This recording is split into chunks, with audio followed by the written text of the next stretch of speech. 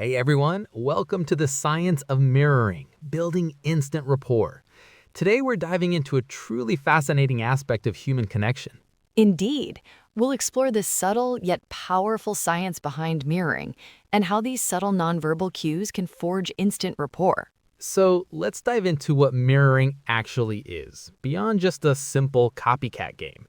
It's really about subtly adopting another person's posture, gestures, and even their facial expressions. Precisely. It's not about overtly mimicking someone's every move, which would frankly be rather off putting. Instead, it's a far more nuanced process. Imagine someone crosses their legs, and a minute or two later, you find yourself doing the same, perhaps leaning back when they do. Exactly. Or if they gesture with their hands a certain way when they're passionate about something, you might unconsciously start using similar gentle hand movements. The key word there is unconsciously, isn't it? It often happens without us even realizing we're doing it. Indeed, it's largely an involuntary process, which is what makes it such a powerful indicator of connection and rapport.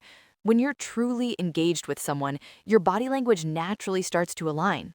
It's truly incredible how deeply ingrained this behavior is, isn't it?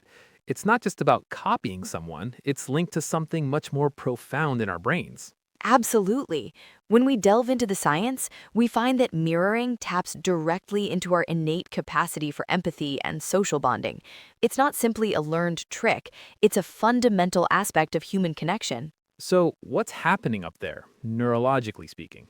Well, a key player here are what we call mirror neurons. These fascinating brain cells fire both when we perform an action and when we observe someone else performing the same action. It's as if our brain is simulating the other person's experience, which is a foundational component of empathy.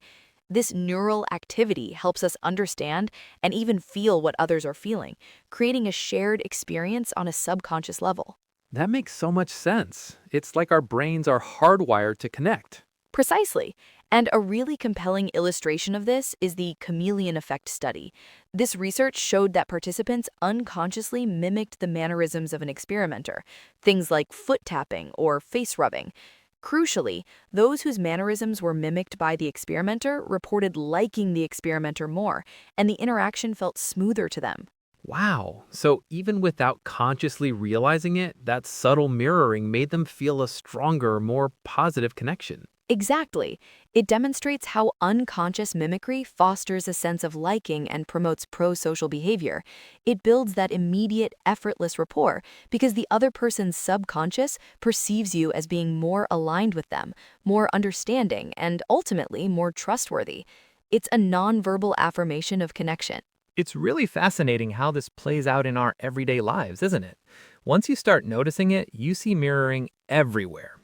Think about friends catching up over coffee. Absolutely. You'll often observe them adopting similar postures without even realizing it.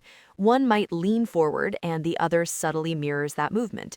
Or perhaps more obviously, when one friend laughs heartily, the other often joins in with a similar intensity, even if the joke wasn't quite as funny to them.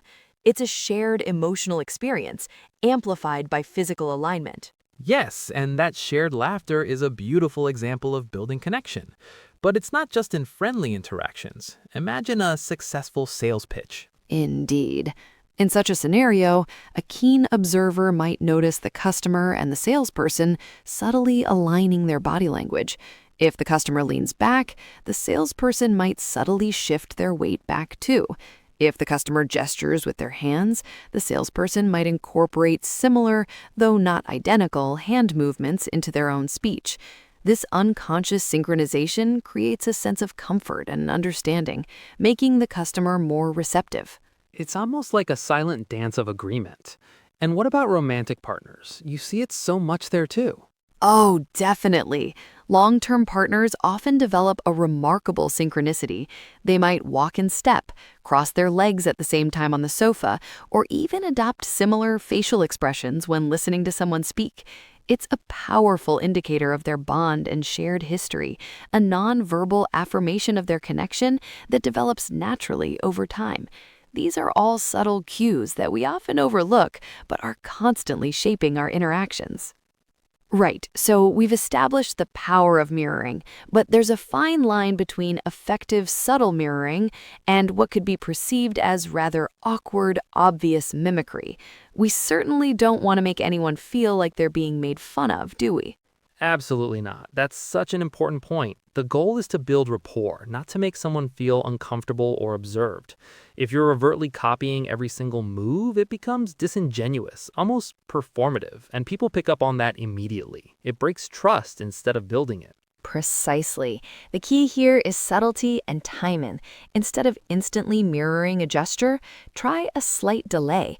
If someone crosses their arms, wait maybe 5 to 10 seconds before subtly adjusting your own posture in a similar but not identical way. It allows the mirroring to feel organic rather than a direct imitation. Yes, think of it more as matching their energy or overall disposition rather than a perfect replica. If they're leaning forward, showing engagement, you can subtly lean in too. If they have an open, relaxed posture, you can adopt a similar openness. It's about congruence, ensuring your nonverbal cues align with the overall feel of the interaction. Indeed, it's about the spirit of the gesture, not the literal movement. A genuine connection is built on shared understanding, and subtle mirroring facilitates that without drawing conscious attention to the act itself. It should feel natural, almost like you're both just settling into a comfortable rhythm. Okay, so for our listeners who are keen to try this out, what are some practical tips to start consciously practicing mirroring to enhance communication and build stronger connections? Well, the first step is really quite simple yet profound. Keen observation. Before you even think about mirroring, take a moment to truly observe the other person's nonverbal cues. Notice their posture. Are they leaning in or more relaxed? Look at their gestures. Do they use their hands a lot when they speak, or are they more contained? Pay attention to their facial expressions and even their breathing rhythm. This isn't about staring, of course, but about a genuine, subtle awareness. I love that. It's like becoming a gentle detective of body language. And once you've observed, then what? How do you actually start to mirror without it feeling forced or, a bit creepy? Precisely. The key here is subtlety and starting small. Don't go for an immediate full body copy. Begin with something like matching their energy or pace. If they're speaking slowly and calmly, resist the urge to rush your response. If they're more animated, allow a bit more energy into your own movements. Then move to small, specific gestures.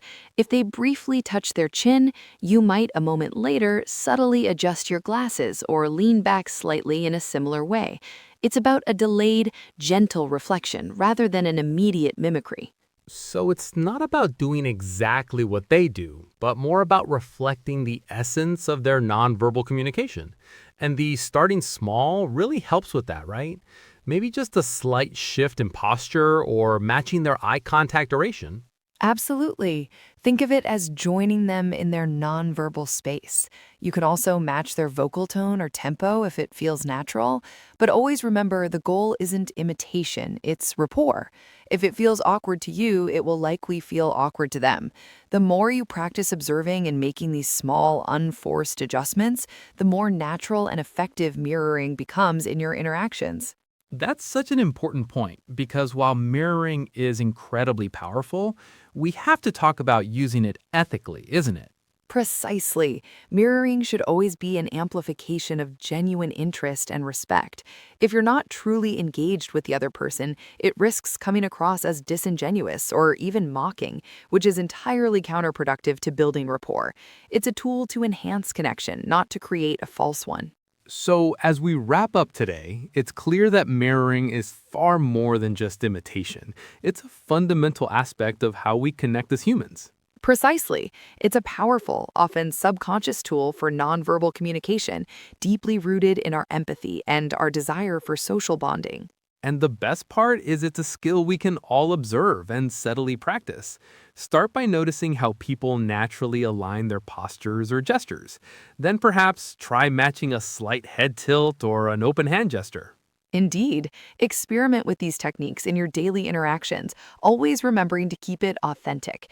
It's about enhancing genuine connection, fostering deeper relationships, and truly understanding the people around you.